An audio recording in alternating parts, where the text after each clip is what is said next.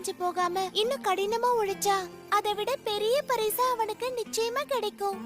உன்னை பார்க்கும் போதே நினைச்சேன், உனக்கு ஒண்ணு வேணும்னா அதுக்காக நீ நிச்சயமா போராடுவ. உன்னால முடிஞ்ச அளவுக்கு நீ எஃபோர்ட் போட்டுக்கிட்டே இரு. அந்த வேலைக்கு கிடைக்கிற பலன் எத்தனை ஜென்மம் ஆனாலும் உனக்கேத்த நல்ல வாழ்க்கைய அதை அமைச்சு கொடுக்கும்.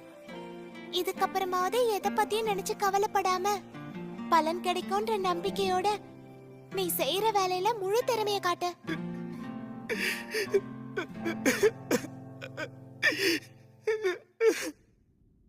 ரொம்ப நன்றி. சரி, இப்ப நான் தங்கறதுக்கான ஒரு இடத்தை தேடி ஆகணுமே. அப்படியா? டஞ்சனுக்கு பக்கத்துல ஒரு சின்ன டவுன் இருக்கு. உனக்கு தங்கறதுக்கு அங்க இடம் கிடைக்கும்.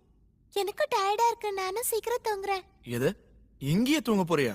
ஆமா, ஏன்னா என்னோட டிராப்ஸ் ரொம்ப கம்மியா இருக்கு. என்னால அதிகம் சம்பாதிக்கவும் முடியாது. ஆனா